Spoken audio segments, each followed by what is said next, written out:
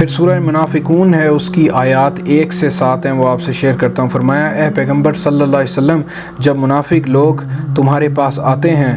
تو ازراہ نفاق کہتے ہیں کہ ہم اقرار کرتے ہیں کہ آپ بے شک اللہ کے پیغمبر ہیں، اور اللہ جانتا ہے کہ در حقیقت تم اس کے پیغمبر ہو، اور اللہ ظاہر کیے دیتا ہے کہ منافق یقیناً جھوٹے ہیں۔ انہوں نے اپنی قسموں کو ڈھال بنا رکھا ہے اور ان کے ذریعے سے لوگوں کو اللہ کی راہ سے روک رہے ہیں۔ کچھ شک نہیں کہ جو کام یہ کرتے ہیں وہ بہت برے ہیں۔ آپ یہ اس طرح کی منافقت صرف اس دور میں نبی صلی اللہ علیہ وسلم کے ٹائم پہ نہیں تھی، آج بھی ایون آپ دیکھتے ہیں کچھ لوگوں کو یہ کرتے ہوئے۔ پھر اگلی آیت میں فرمایا کہ یہ اس لیے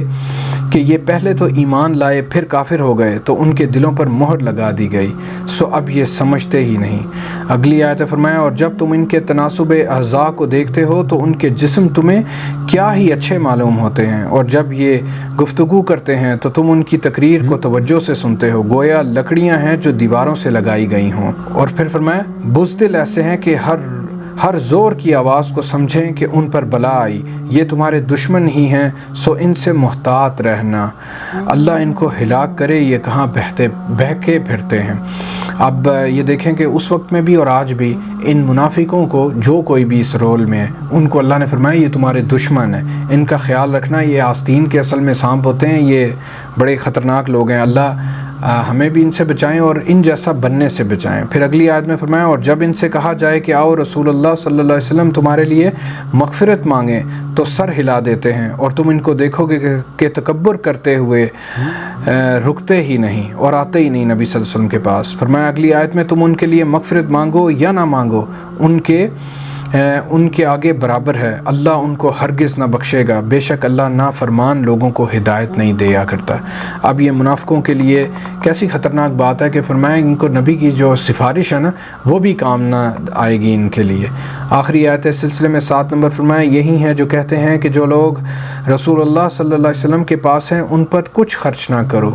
یہاں تک کہ وہ خود بخود بھاگ جائیں، حالانکہ آسمان اور زمین کے خزانے اللہ ہی کے ہیں لیکن منافق نہیں سمجھتے۔ یہ تمام جو آیات میں نے آپ سے شیئر کی ان سے اندازہ ہوتا ہے کہ منافقین سے چاہے وہ نبی صلی اللہ علیہ وسلم کے دور میں تھے چاہے وہ کسی بھی دور میں، اللہ نے ان کو شدید ناپسند کیا ہے، اور انسان میں نے دیکھا اکثر نہ جانتے ہوئے اس نفاق میں ہوتا ہے۔ ہمیشہ نظر رکھے جو لوگ زندگی میں کامیاب ہونا چاہتے ہیں، میں یوتھ سے اسپیشلی بات کر رہا ہوں، پلیز